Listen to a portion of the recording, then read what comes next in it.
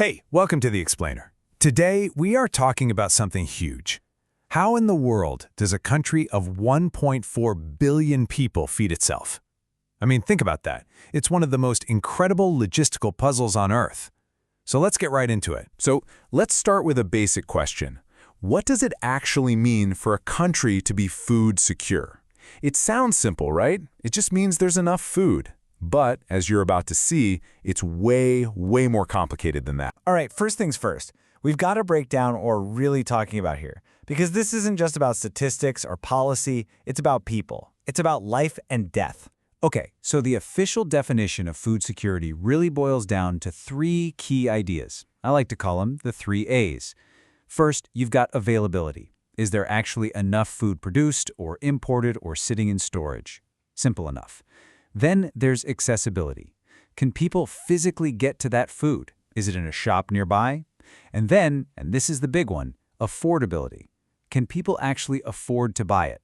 A country is only truly food secure when the answer to all three of those questions is yes, for everybody. And to really get why this is so important, we have to look back.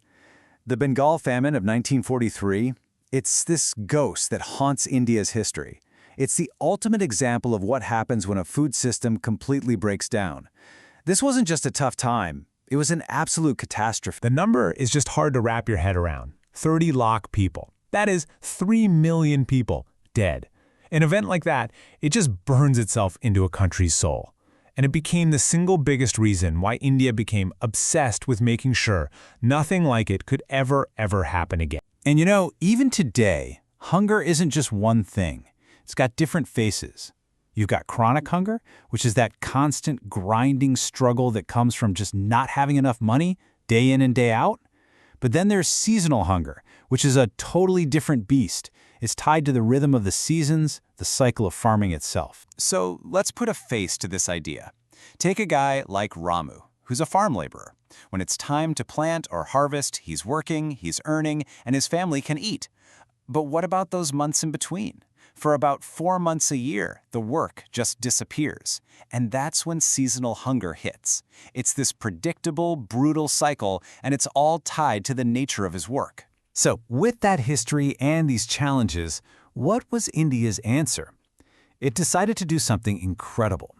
It basically set out to build a giant, nationwide fortress against hunger. And the results, well, they were absolutely off the charts. After independence, India kicked off what we call the Green Revolution.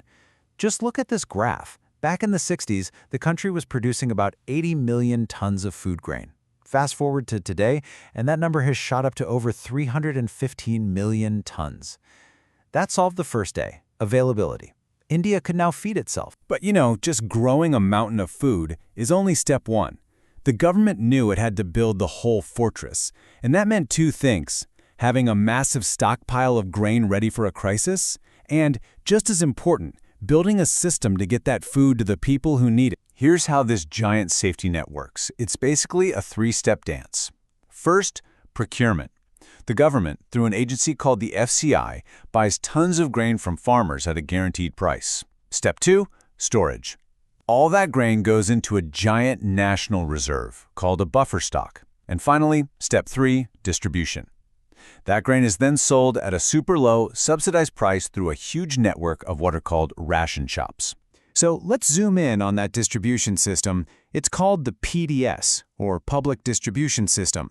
We'll see how it actually works for people on the ground and how it's changed over the years. Think about someone like Ahmad, a rickshaw puller. His income is all over the place. One day might be good, the next terrible. That PDS card he has, it's his lifeline. It means he can walk into a ration shop and buy rice and wheat for a tiny fraction of the market price. It's the backstop that keeps his family from going hungry. Now, this system didn't just appear overnight. It's been evolving for decades. Back before 1992, it was pretty much for everyone. Then in 92, they refocused it on really remote areas. In 97, it got even more specific, creating different prices for the poor and the not-so-poor. And this all led up to the 2013 National Food Security Act, which was a real game-changer. It basically turned access to cheap food into a legal right for most of the country. But here's the twist. This huge system, This fortress that was built to solve one problem has actually created a whole new set of them. So now, let's look at the cracks in the fortress, and maybe some other ways of doing things. Take a look at this number, 159 LMT. That's lakh metric tons. It means that in 2022, the government was sitting on almost 16 million tons of wheat. That is way, way more than it needed to have in reserve. The system got so good at buying grain that it created a brand new problem, a giant, expensive, and sometimes rotting surplus. So yeah, the system is showing some serious wear and tear. You've got this insane situation where grain is literally rotting in warehouses while people are still hungry. The costs of buying, storing, and moving all this food are astronomical. The guaranteed prices for wheat and rice mean farmers are basically incentivized to ignore other crops, which isn't great. That much rice farming is also draining groundwater in some states. And of course, there's corruption. Some dealers just divert the cheap grain and sell it on the black market for a profit. But it's not all doom and gloom. As this massive, centralized system starts to struggle with its own weight, another model is popping up, a more grassroots approach that's having a lot of success. We're talking about cooperatives. And these aren't just small experiments. You've probably heard of Amul in Gujarat, right? It's a cooperative that completely transformed the milk industry, sparking a white revolution. You've got Mother Dairy in Delhi doing something similar with milk and vegetables.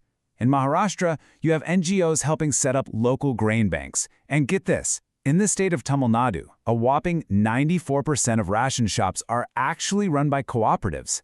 This shows there's another way to do things. So that's where you land. India built a system that did something truly historic. It defeated widespread famine. But now, that very same system is facing these huge challenges of waste and inefficiency.